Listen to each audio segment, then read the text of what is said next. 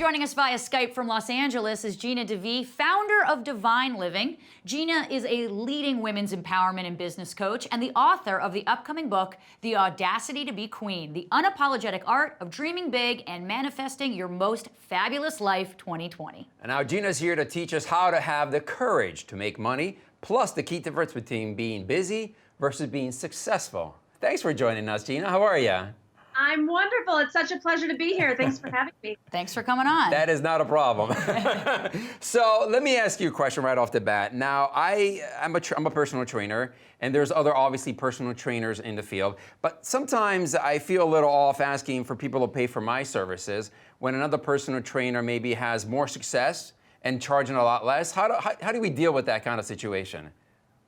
Well, the first thing I think is important is that what other people are doing is actually not your business. Mm-hmm. What you are doing and what prices are right for you and what services are right for you, combined with what's right for your ideal client, is the only thing that matters. Because business is based on relationship. And as long as you are charging the prices that are right for you, where you're really valuing yourself and you're proud of these prices, then you're going to attract the clients that are going to resonate with that as well. We can liken it to like a restaurant. You know, there can be a equally great pasta down the road for 3 times the amount of what another restaurant is charging, but that doesn't mean that you need to charge the higher rate or the lower rate. You need to charge what's right for you. Cool.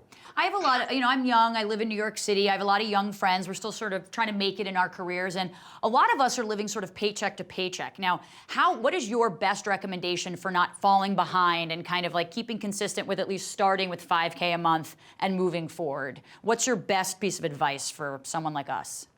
Sure. Well, I think the whole thing around money is really a mindset. You know, you have to value yourself, and valuing yourself comes in a lot of formats. It comes in money. It comes in what are your values. It comes in your what brings you freedom and what brings you passion.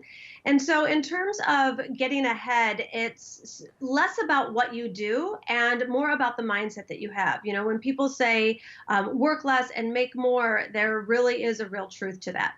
So Gina, what is the correlation between courage and pain? It really comes down to passion. And it comes down to what you're going to be passionate about. If you're going to be passionate about getting out of pain, which most of us are, that's why we're able to transform our money story or heal a relationship or, create any kind of change in our life when we let pain motivate us. But when you uncover it, you're really coming from a very passionate place. Now, people follow this like no pain, no gain philosophy. I like to be motivated by passion versus pain so that I don't have to come from a painful place to create really big results that I'm thrilled with. And that's what my clients do as well. So if you can tap into your desires and come from a place of passion, you won't have to be motivated by pain. Here's $1 million question for you. How do I be successful without being so busy? Okay, here's the big thing.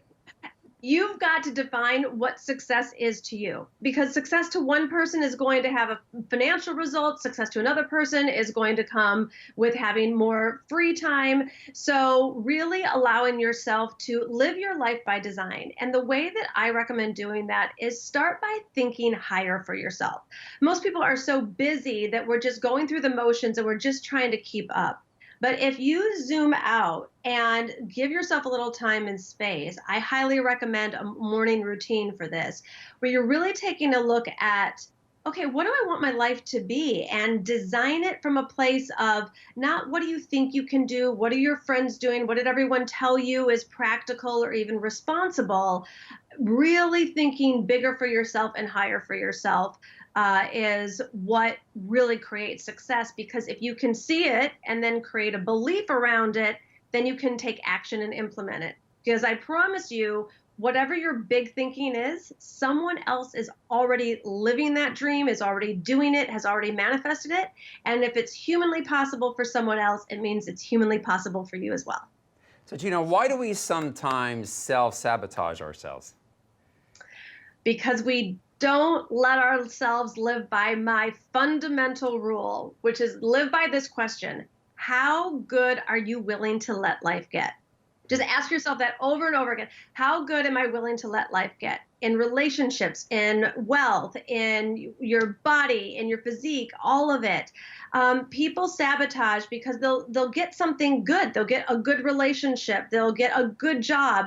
They'll get a good result in their fitness or their weight loss program. And then we have been so trained as a culture that you're only allowed to have so much joy or so much pleasure or so much success. And then we recoil and we get ourselves back to thinking where we're going to be safe is where that kind of like middle line is.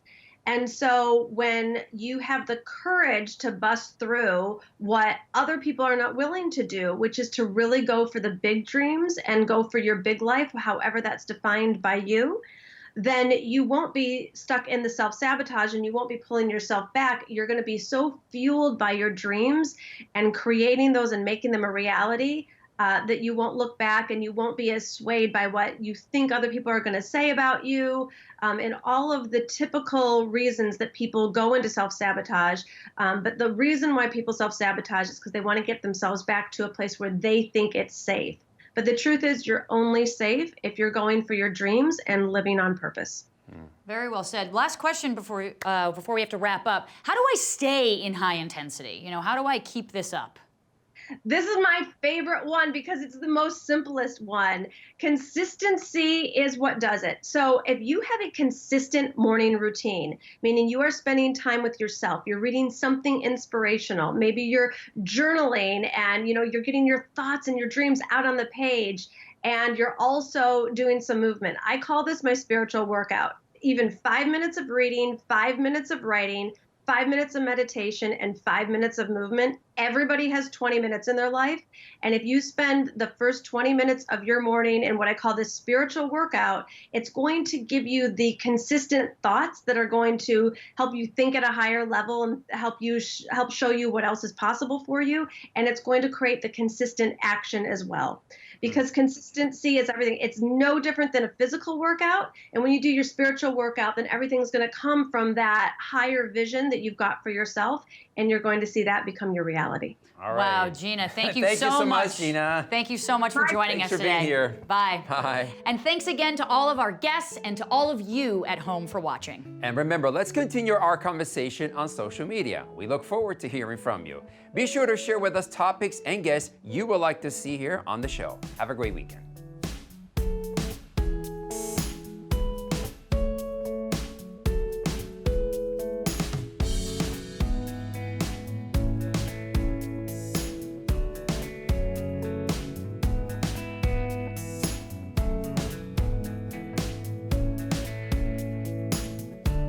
The preceding was sponsored by